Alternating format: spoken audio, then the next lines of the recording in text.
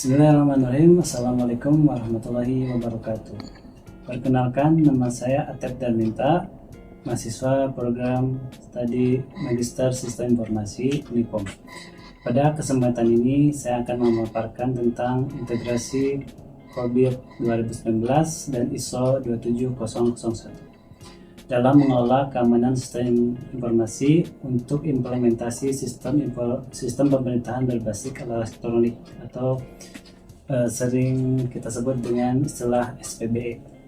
Dalam era digital yang terus berkembang, keamanan dan integritas sistem informasi menjadi kunci utama bagi setiap pemerintahan yang melaksanakan SPBE.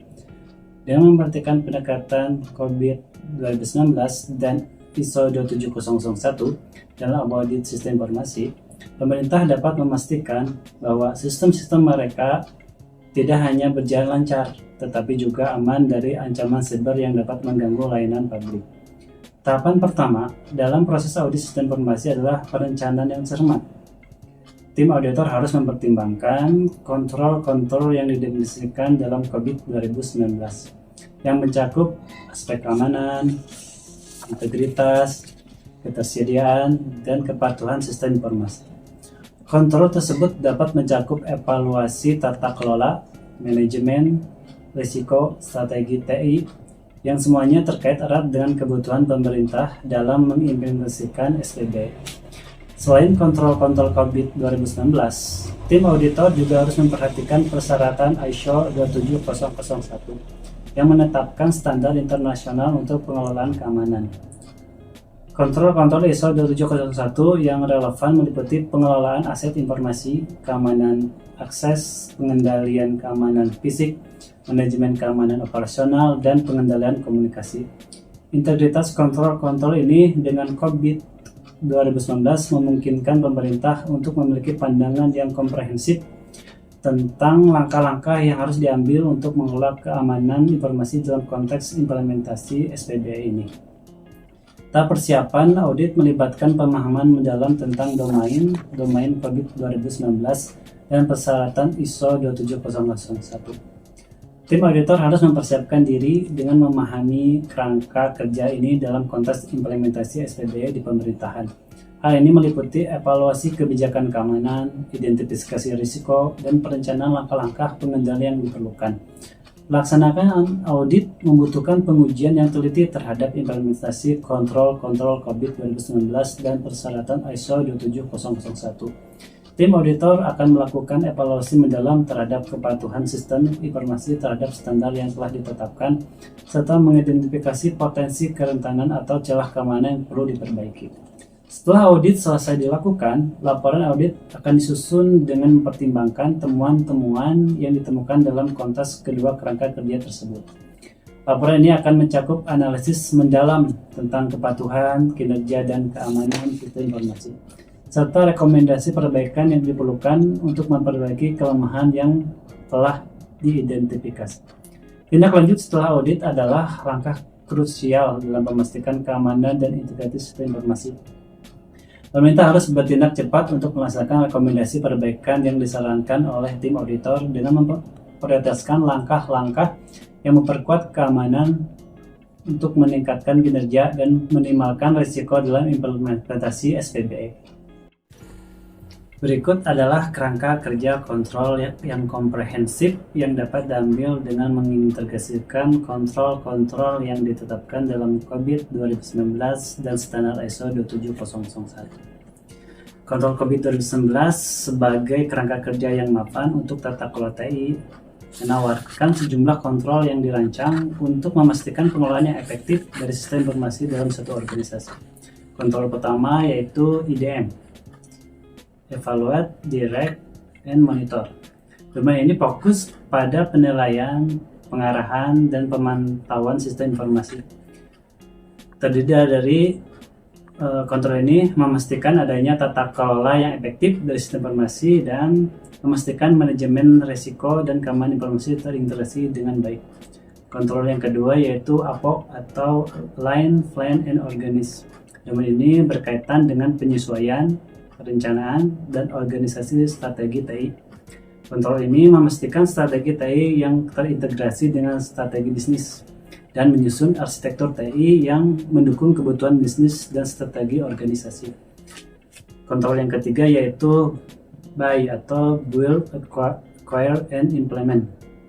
Pada domain ini menekankan pada pembangunan, pengadaan, dan implementasi teknologi informasi. Pada kontrol ini memastikan pengelolaan proyek yang efektif untuk implementasi SPBE dan memastikan pengelolaan perubahan yang terkoordinasi saat pengelolaan mengadopsi teknologi baru. Kontrol yang keempat yaitu DSS, yaitu Deliver Service and Support. Domain ini mencakup pengiriman, pelayanan, dan dukungan terhadap pelayanan TI. Kontrol ini memastikan pelayanan TI yang andal dan berkualitas serta memastikan dukungan operasional yang memadai untuk sistem informasi. Yang terakhir yaitu MEA atau Monitor, Evaluate, and Assess. Domain ini berfokus pada pemantauan, evaluasi, dan penilaian kinerja informasi. Kontrol ini memastikan evaluasi terhadap kinerja sistem informasi secara berkala dan melakukan audit internal secara rutin untuk mengevaluasi kepatuhan dan efektivitas kontrol. Kontrol dari ISO 27001 yang terkait dengan COVID 2019. ISO 27001 sebagai standar internasional untuk pengelolaan keamanan informasi juga menetapkan sejumlah kontrol yang harus ditetapkan dalam suatu organisasi untuk melindungi informasi yang sensitif. Yang pertama, pengelolaan aset atau aset manajemen. Kontrol ini berkaitan dengan identifikasi dan pelindungan aset informasi yang penting. ISO 27001 itu mengidentifikasi aset informasi yang penting dan memastikan perlindungan yang memadai. Keterkaitan dengan COVID-19 yaitu kontrol terkait dengan aspek pengelolaan aset dan tata kelola khususnya dalam domain evaluate, direct, and monitor, dan align, plan, and organize. Yang kedua yaitu keamanan akses atau akses control. Kontrol ini menetapkan kebijakan akses yang tepat untuk mencegah akses tidak sah ke informasi. Di dalam ISO 27001 menetapkan kebijakan akses yang tepat untuk mencegah akses tidak sah ke informasi. Keterkaitan dengan COVID-19 yaitu kontrol terkait dengan pengendalian akses dan kepatuhan yang dapat ditemukan dalam domain evaluate, direct, and monitor, dan domain monitor, evaluate, and access. Kontrol yang ketiga itu pengendalian keamanan fisik atau physical and environment security. Kontrol ini melindungi fasilitas fisik dan lingkungan tempat informasi disimpan. ISO 701 melindungi fasilitas fisik dan lingkungan tempat informasi disimpan. Ini terkait dengan COVID-19. Kontrol terkait dengan pengelolaan risiko dan kepatuhan yang relevan dalam domain evaluate, direct, and monitor, dan domain monitor, evaluate, and access. Yang keempat yaitu manajemen keamanan operasional atau operational security management. Kontrol ini menetapkan prosedur operasional yang aman untuk melindungi informasi. Di ISO 77001 ini menetapkan prosedur operasional yang aman untuk melindungi informasi terkait dengan COVID-19 pada domain deliver, service, and support, dan monitor, evaluate, and access. Yang terakhir yaitu pengendalian komunikasi atau communication security. Kontrol ini memastikan keamanan komunikasi yang melibatkan pertukaran informasi sensitif. ISO 2701 memastikan keamanan komunikasi yang melibatkan pertukaran informasi sensitif. Terkait dengan COVID-19 yaitu kontrol terkait dengan pengelolaan risiko dan pengendalian teknologi informasi yang relevan dalam domain line, plan, and organize, dan monitor, evaluate, dan assess. Baik, dengan mengadopsi pendekatan COVID-2019 dan ISO 27001 dalam audit sistem informasi ini, pemerintah dapat memastikan bahwa sistem-sistem mereka terjaga dengan baik dan siap menghadapi tantangan digital di masa depan, serta membangun fondasi yang kokoh untuk pelayanan publik yang andal dan efisien dalam era digital yang terus berkembang. Integrasi kontrol-kontrol ini memungkinkan pemerintah untuk memiliki pandangan yang komprehensif tentang langkah-langkah yang harus diambil untuk mengelola keamanan informasi dalam konteks implementasi SPBE. Dengan memahami, menerapkan, dan mengawasi kontrol-kontrol dari kedua kerangka kerja tersebut, sehingga minimalkan risiko-risiko yang mungkin terjadi dan memastikan kepatuhan terhadap standar internasional. Terima kasih. Sekian penjelasan dari saya. Assalamualaikum warahmatullahi wabarakatuh.